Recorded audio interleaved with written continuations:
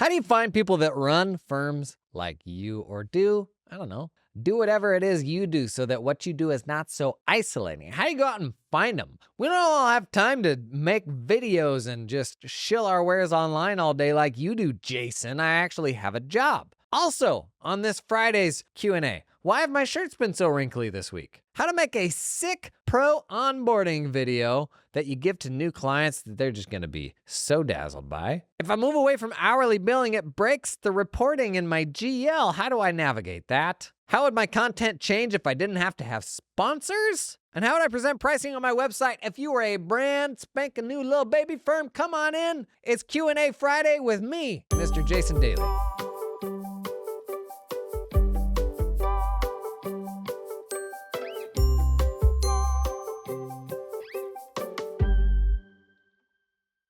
Got this one via DM.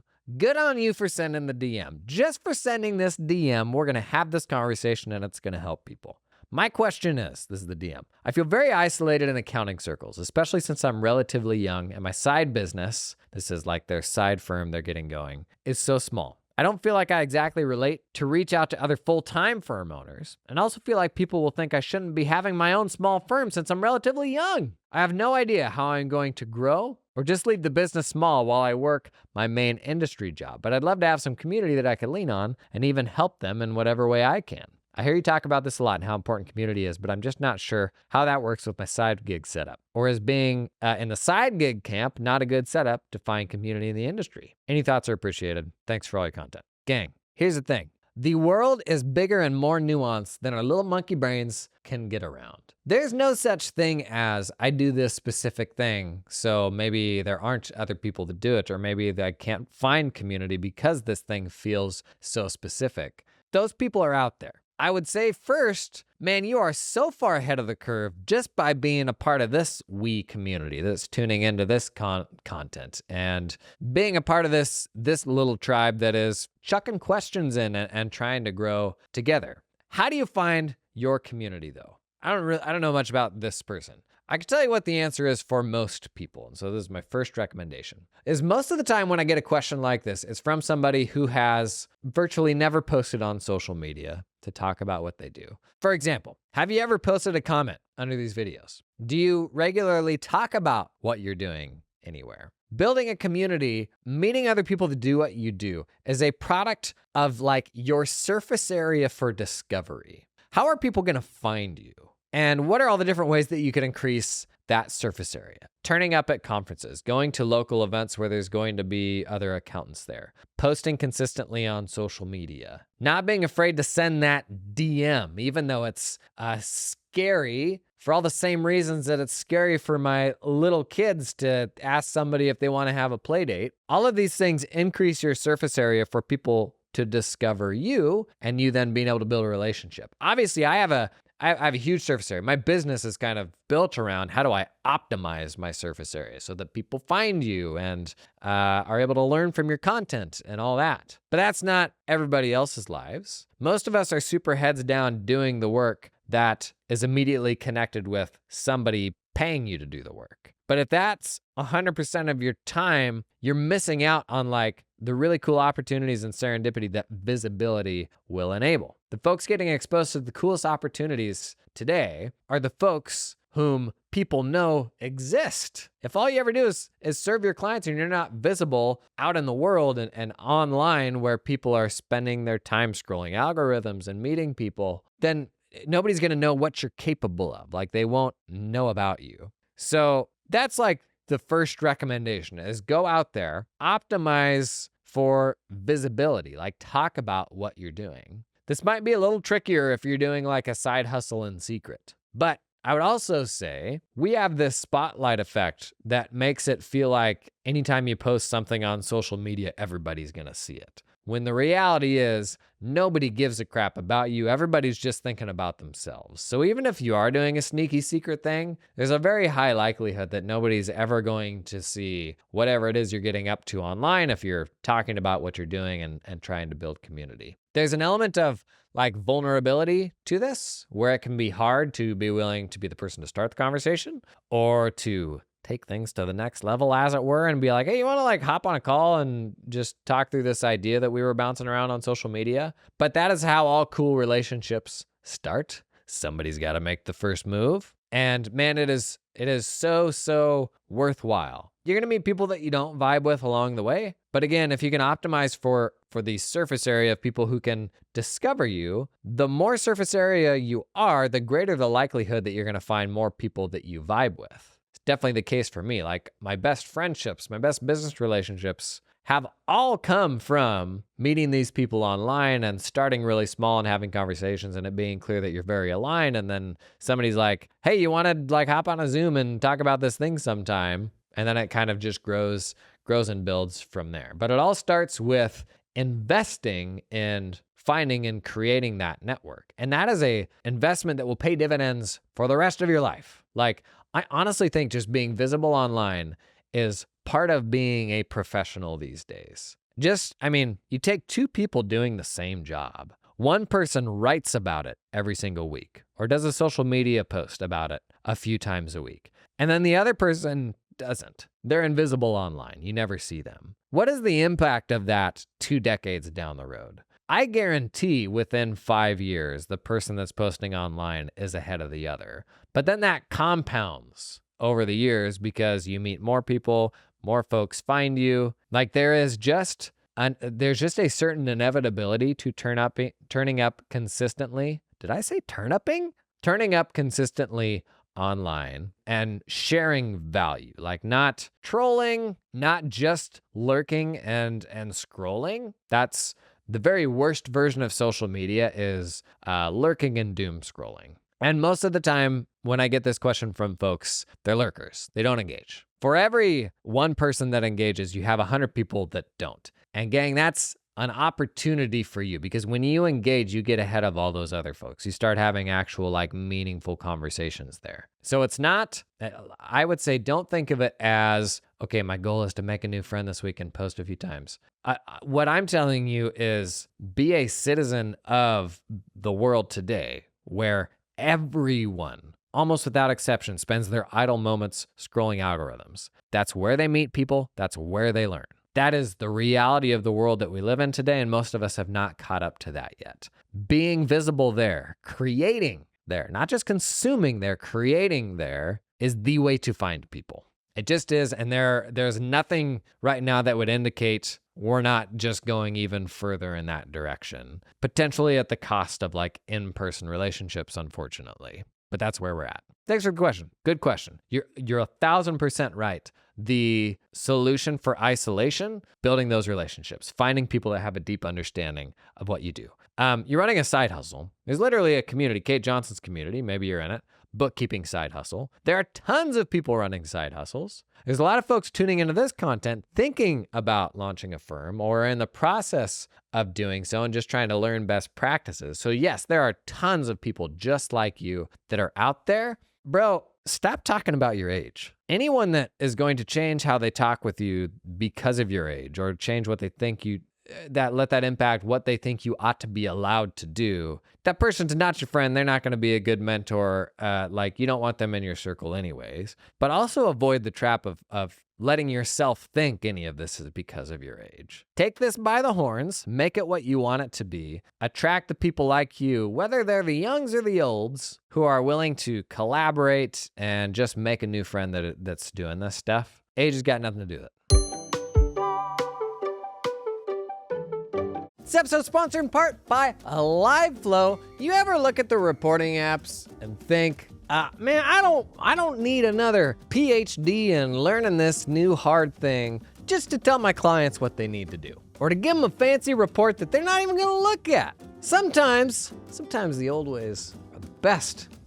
Just plug it into a spreadsheet. That's what LiveFlow does. Takes all of your accounting data, the QBO stuff, and you now have a plugin in your Excel or in your Google Sheets that with just a whippity click, a couple clicks, and you've got all of your client data for any QBO clients you've got access to. You got that stuff in a spreadsheet. Pull it in like one time, do a live sync that never stops. All your favorite reports from QuickBooks, pull it in, just use those reports, create your own sheets that reference those reports. And so it's like live updating information. Man, if you are a spreadsheet enthusiast, it's like the upgrade your spreadsheets have always needed. Like putting a jetpack on something old that hasn't changed that much. On Jim Belushi. If that resonates with you, check out LiveFlow, link in the show notes. This episode is sponsored in part by Cloud Accountant Staffing. Man, people have strong opinions on offshoring. How dare you send accounting work overseas? I've shared before,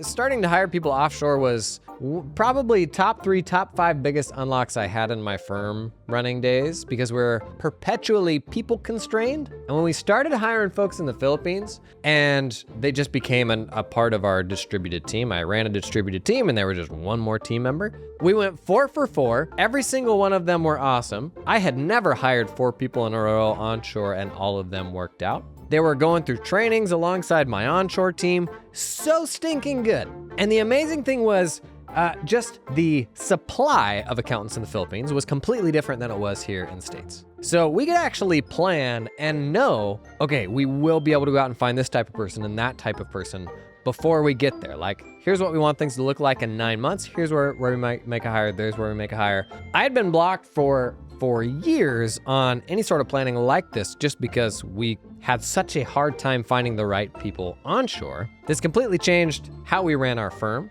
It did change the makeup of what roles were client-facing and what roles weren't client-facing. It shuffled that up a bit. But there is a certain inevitability to the globalization of work. I'd encourage you to learn more about it. I'll put a link to Cloud Accountant Staffing in the show notes. You can hop on a call with them, ask all the embarrassing, the ignorant questions. It's just one of those things where a lot of people have strong opinions on it, but most people still just haven't done it, haven't even touched it. And I think until you work with offshore people, until you have integrated them into your business and seen the pros and the cons of it, I think it's a big blind spot, big old blind spot, particularly in the context where we are usually gonna be staffing constrained, people blocked, right? Want to learn more about that one? Check out the link in the show notes. Okay, Jason, why have your shirts been so wrinkly this week? Here's the thing, gang, I moved. I'm keeping it on the DEL because privacy has actually gotten a lot harder for me and I put a greater premium on it than I once did. But all my clothes have been stuffed into a couple of totes and they don't come out looking the same way they did when they went in. So we're working through some laundry cycles right now. I promise it will get better. Also, Jason, were you wearing a toupee this week? Fair question. So here's the thing. I got this, like the back of my hair right here for some reason. Audio listeners, which is 75% of people, you picked a good week to miss. And for some reason, like my hair's too long on the back here and it can't decide which way it wants to part. And so it likes to do something in the middle. There were a couple episodes this week where you had like this big arc. It totally did look like a toupee on the back, this totally big arc. I told people I paid a lot of money for this hair. It's complex to describe in full the dynamics of everything that's happening and the different professionals that are kind of working together on it. But it also just boils down to it's been a busy couple of months and I need a haircut. Okay, back to business. Adam Ritter dropped this one in the YouTube comments. Do you know of an effective professional way to create an onboarding video for clients? I'd like a video of me outlining basic company procedures and FAQs so I don't need to waste 30 minutes on each client. Yes. Right now, all I can think of is a YouTube video to them, but that doesn't sound professional. It depends how you define professional. My tippy top bit of advice is why so hung up on it being professional? We are accountants. The best part of being accountants is people expect so little from us. I mean, if you can form a sentence without bumbling around and having mustard on your face, they're already impressed. Any sort of video, anything. I started doing video deliveries 5 years ago in my firm, and I honestly don't think much changed from 5 years ago to at the very end. People were blown away when I would make them a video. And these were stanky old videos on a laptop webcam. They were blown away because I would put that level of effort into sending something to them. It wasn't that hard, but I don't think they understood that. They were blown away just at the fact that somebody would get on video. I would argue that is still the world that we live in. People are blown away that someone would just get on video to explain something. They are going to be impressed by an onboarding video, whether it's super razzle-dazzle and professional or not. I think stressing over things like that can be the enemy of just doing it and it being helpful. So the function of the video is to give people good information. The function of the video is not to impress people, with your lighting setup or something like that.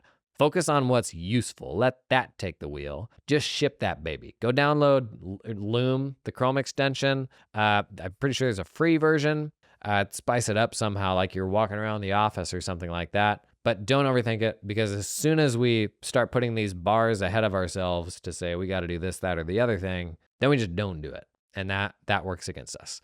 My content sets the bar too high for people. People look at what I do and they're like, my stuff's not good enough. Look at how shiny that is. Gang, I have full-time employees that do media stuff for me. We have a way bigger budget than any accounting firm ever ought to spend on gear. And I've been doing this for 3.5 years. And when I started, it was every bit as bad as you would expect. I try to share that a lot, what it looked like when I started. But you know what? When I started it was super, super useful for people still. Arguably, in many ways, just as useful as the stuff that I make now. Comparison is, the enemy of, what's the expression? Progress or something like that. You got a great idea here. Make a really cool onboarding video. Do it, man. Focus more on how your personality can come through that than on the production value or how it's delivered. Nice thing about Loom is they host the video for you also. You can use it to record. There's even very basic editing functionality in it, but Loom will host the video so that you can embed it on a web page or in an email or something like that. Otherwise, if you're just using your phone, then yes, you do have to upload that to YouTube or Vimeo or something like that to then have a player that you can put somewhere. That might have been the entire question, and I just went on a whole rant about, Adam, how you need to stop worrying about whether your mustache is waxed and curled just perfectly that day. Generally, yes, you will need a service that will be like a video player. So you can link that in an email if that's what's going out for onboarding. You can make a little image that's like a still from the video and put a little play button on there or something, and it's just an image that links to the video. But for me, I'd probably just go with Loom because that's super easy. I love how inside baseball this question is. It's coming on a YouTube video from an anonymous user. As hopefully more firms shift away from charging hour budgets and time-based billing strategies, there are some ripple effects in terms of reporting in the firm's GL. The big question, what's the best strategy for redefining, quote, revenue if it doesn't include some WIP or work in process number, hours times rate? I assume workflow triggers and quoted prices are the answer here, but curious to hear of real world experiences and how to get partners on board with the change in methodology. I can tell you this was a huge pushback I experienced with my legacy partners on moving away from this billing model. They were like, how are we even going to make the GL right if we make this change? To which I said, if this is a better way to run our firm that makes it more profitable, does it matter? And accountants will struggle with things that are not quantitative. There are so many aspects of our business that are qualitative, that are non-financial, that are really important variables when it comes to assessing the performance of the firm or a business or something like that. Accountants, I think sometimes we like to fixate on the balance sheet and the P&L because that's our sweet spot. And so we try to shoehorn anything and everything that we can into a balance sheet and a P&L, when like a monthly scorecard for your firm, it will have financial things, but it'll have just as many non-financial things. So stuff like over budget projects, things that are running late, like there's a whole bunch of things that aren't going to show up on a financial statement that need to be taken into account, both in like a monthly scorecard sort of thing, but also on an ongoing monitoring sort of basis. I still track time in my firm, and I have no problems with that. I've talked about that quite a bit. Ultimately, the people in my firm decided that they still wanted to. And we would use that information to make sure that we weren't leaving anybody hanging in a remote work environment where they may need help. Things are taking longer than they should. And it was one of various inputs into measuring, like, is this still a profitable project for us? Posting WIP to the financial statements is already a contrived sort of made up estimate of work in process. Honestly, for me, it's as simple as defining a different work in process, because there's a lot of other things that break this too, like fixed monthly billing. How do we allocate how much work's going into it, and the fact that in December maybe it's more work than it is in July. And I'm actually hopeful that all these changes that sort of break that bring us back to a more simplified version of, here is the cash position of the firm, here's what the P&L looks like now, here's the recurring revenue that we have going forward. Like actually thinking about your firm a little bit more like a software startup. We're trying to build that recurring revenue. Like, what is that floor going forward? How does our cost structure fit into that? Worrying less about nickeling and diming people for all the little things that we're doing for them, and more about the long-term health of the business, which is cash. How do we get recurring buyers to give us money every single month and run the business as a whole, not split hairs over every single engagement? But if you're navigating that with legacy partners, it is for sure a big mental shift that's made even worse if you have stuff like profit sharing built on top of that stuff. Today's episode is sponsored in part by the folks at Team Up, who help you find talented accountants in the Philippines. Today we're learning more. What's an employer of record? Do I have to hire people in the Philippines through an employer of record? Basically, you got two options. You can hire them as a contractor, just pay them directly on contract, or hire them as an employee via an employer of record. Now, employer of record's usually gonna run you like $400 to $500 per month per employee if you do wanna hire that individual as an employee. Got some other stuff there around like benefit requirements from the Philippines, but the employer record, they'll help you handle most of that. The majority of firms I talk to who hire folks directly, hire them on contract, but it could make sense to go either way. We mentioned BPOs, talked about BPOs recently. A BPO is like a company that not only employs them, serves as the employer of record, but is usually giving those people a place to work, like managing IT, managing more of the infrastructure. An employer of record, all they do is the person that works for you is an employee of the employer of record, and you pay the employer of record for them to work for you. So it's a bit more direct than a BPO, but maybe not quite as direct as bringing them on board as contractors. So there you go. Good stuff to know that you're probably too embarrassed to ask. I actually wasn't super clear on that until I went through this ad read right now. And if you want somebody to help you through the process that's done this with a bunch of other firms, Team Up will go out and find you some awesome hires. You pay a one-time recruiting fee, but because they're neither a BPO or an employer of record, you don't pay them anything ongoing after that. Learn more about Team Up. Check out a link in the show notes. This episode of the podcast is sponsored in part by Makers Hub. Hey, the age of AI, just like the cloud accounting transition, is going to create lean in arbitrage opportunities. Arbitrage, it's the word of the day. Opportunities where tech gives us a wildly better way to do something overnight.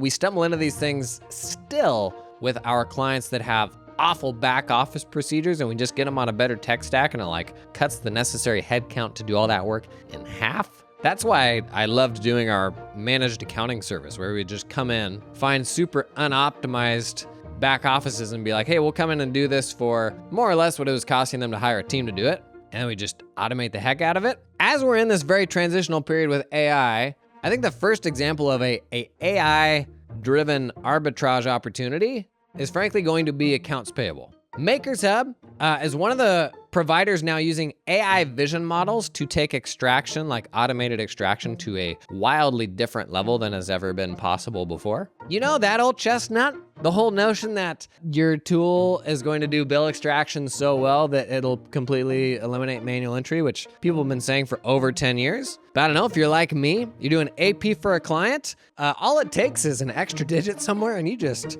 burn a whole lot of the client's cash, and that's gonna be an uncomfortable phone call. So that's a little easier said than done, to like blindly trust invoice extraction when it comes to bill pay. But we've done some demo days on my channel now with Makers Hub, showing off like just the level of detail that it will pull off of invoices, especially complex accounts payable use cases where you're doing like inventory and receiving and matching numbers of widgets to products in your system and all that. I had clients that had multiple staff doing like detailed receiving and all that, matching with purchase orders. An insane amount of like manual work in these systems that Makers Hub is now like automating to a level that it's never been automated before. If you're looking for tech-enabled opportunities where you can use AI to deliver super like high leverage, more profitable work to your bookkeeping clients, Makers Hub's a really interesting example to look at. I'm actually excited for more of this stuff. I feel like it's kind of like the cloud accounting transition, but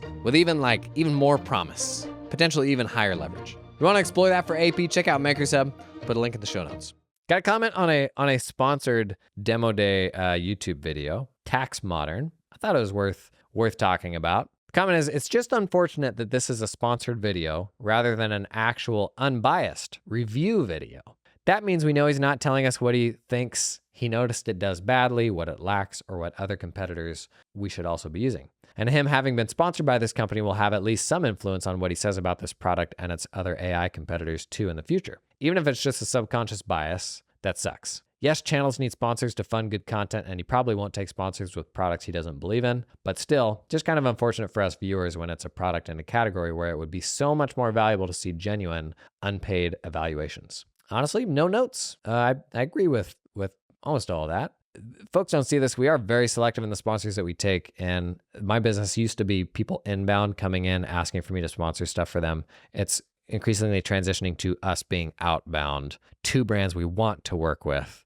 Because if I'm shilling stuff that's kind of lame, like that sucks. I don't want to do that. Does it suck that it's a sponsored video? It does. I guess the reality of it. Unfortunately, media companies have not escaped this model of making money. I mean, brands write posts just to be able to sell ads on the posts. It is a hamster wheel where they have to keep creating content. And so what would a better version of this look like, where you can get an unbiased review?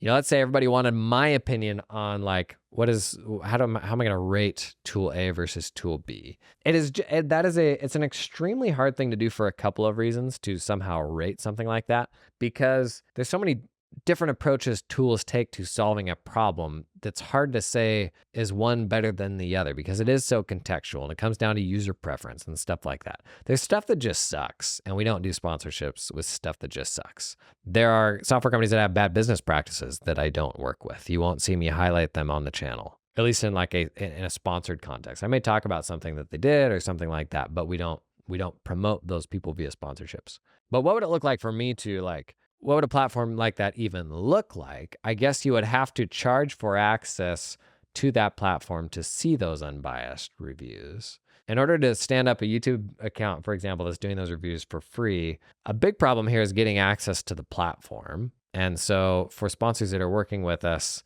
one of the requirements is they have to give us sandbox access for us to be able to hop in and record it in high quality and all that stuff, so that we're not using a recording from them, and so that the video can be delivered well. That's sort of tricky if the brand isn't consenting to being reviewed. But even then, a deterministic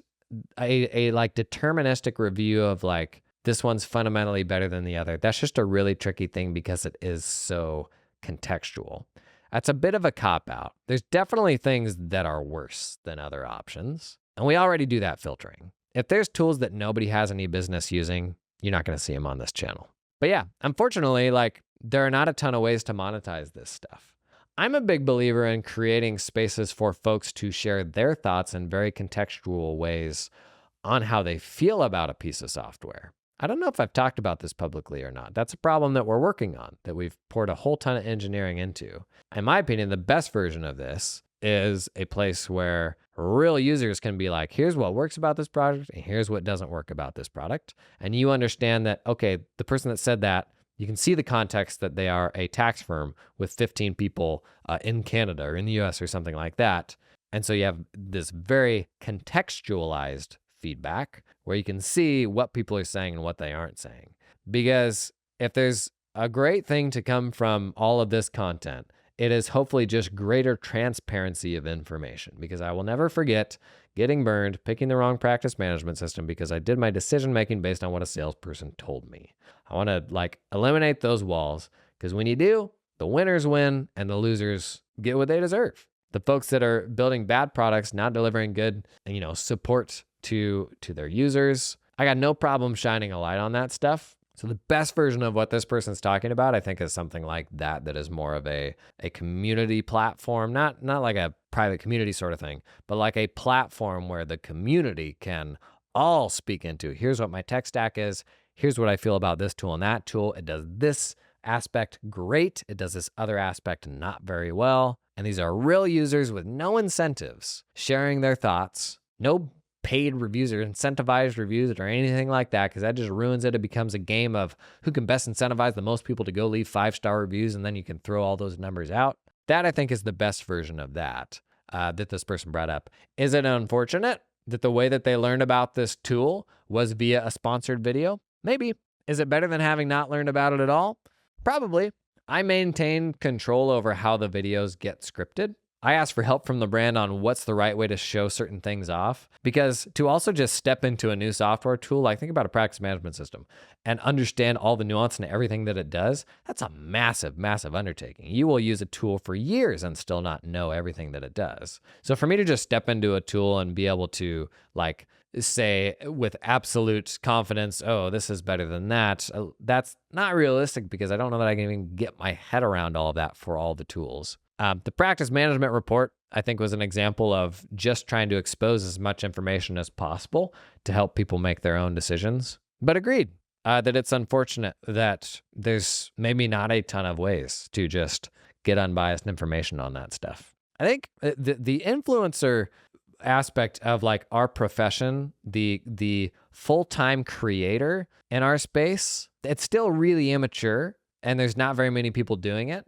And I'm hopeful that I can show people there is a way to do this and you can make a great living. And I'm really trying to educate brands on the value of influencer marketing because they don't have budgets for that sort of stuff either. But meanwhile, they will pour absurd money, piles of money into like Google ads and stuff like that. When I'm like, no, accountants buy on social proof.